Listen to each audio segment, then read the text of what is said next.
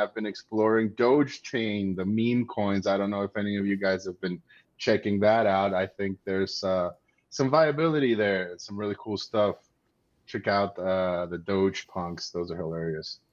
Wait, tell me more. Is this NFTs on Doge blockchain? Yeah, Really? bro. So What? basically, Oh, shit. yeah, dude, it's insane. You have to check it out. It's like so it's like a side chain of Polygon, and you basically wrap your Doge, you bridge it over, and now Dogecoin has functionality. And as you might imagine, I think that's where that $500 million went, bro. Because if you check out that chain, it's popping off left and right. You know how it is. Tons of tokens, all kinds of NFT, degen stuff going on there. But I think it's got promise, right? You know, Dogecoin being, you know, the prominent meme coin, still up there. And now it's got functionality. So all them degens are going to be bridging their Doge over there and playing around. Definitely think you would enjoy that, GIF. Hell yeah. I mean, Dogecoin is still the 11th largest coin by market cap. Right? So, like, Alive and kicking. I'm excited because that's the way that I see it, is that they have this big, they have this big network, they have this big market cap. They just have to add utility to it. I'm excited to hear that. Where do I go to track this stuff? Like, where do I go to track Dogecoin NFTs? Is it just like on any tracker? I use Deck Screener for the tokens, and then there's a couple of Telegram channels I can share with you that have all that degen stuff. It's a mind warp, dude. Like popping into those channels, it's non-stop. But it's fun. It's cool. I didn't even know you could do anything on DOGECHAIN, considering anything other than hold the token. That's news to me. I guess I'm behind. Yeah, dude, that was the case until now.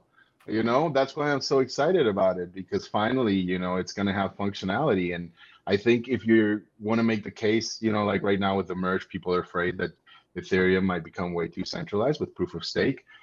You look at something like Dogecoin, which is really as degen, decentralized as it gets. I think, you know, it's going to be like the people's chain.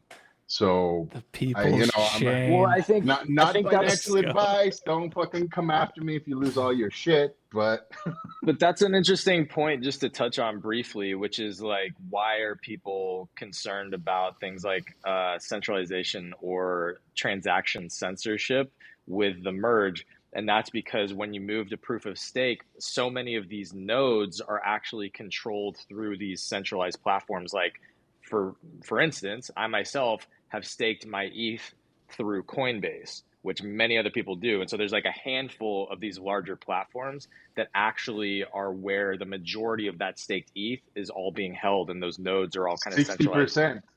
Yeah, within those few people. And so what that does is it opens up the possibility then, and I don't know how realistic it is, but it is a real concern, that if it is too centralized, those, you know, it's kind of like an oligarchy or whatever, right? It's like those 5 people could get together, those 5 platforms, and basically decide who can and can't operate or transact on the network. So then it becomes a transaction censorship conversation. Well, and the fact that they're held by centralized entities, right, that have compliance and regulation attached to them, Exactly. You know, right? If OFAC or government agencies come over and said, hey, I need you to give me the info on these transactions, or freeze this or freeze that, it's a slippery slope we're on. So I think it's a valid concern. We'll see, but not with Dogecoin, bro.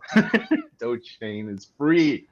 We were making this point. We were making this point on GM morning show the other day. GIF, we missed you, by the way. That whole episode did not have Gifted hosting, which it had a whole nother vibe. Shout out to Jessica and Brooke who hosted that. But to Biggie's point on this DOGECHAIN, although I'm not on it, it's like that's where some of the alpha is found, right? Like the alpha is potentially found where people aren't, when people start, like, think about how much money you're making as opposed to, well, maybe not now, but in the bull market, think about how much money we're making compared to those who don't maybe understand what's happening in blockchain tech, right? You can, and then how much money some guys made on Solana or Polygon or all these things.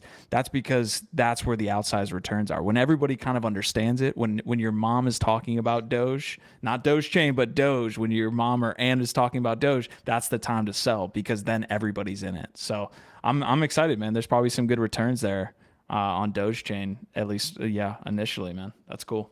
Hey guys, it's Nifty Q. If you enjoyed that clip, you can catch me every Monday, Wednesday, and Friday on NFT Live with other respected leaders in the industry giving you their take on what's happening in NFTs and Web3.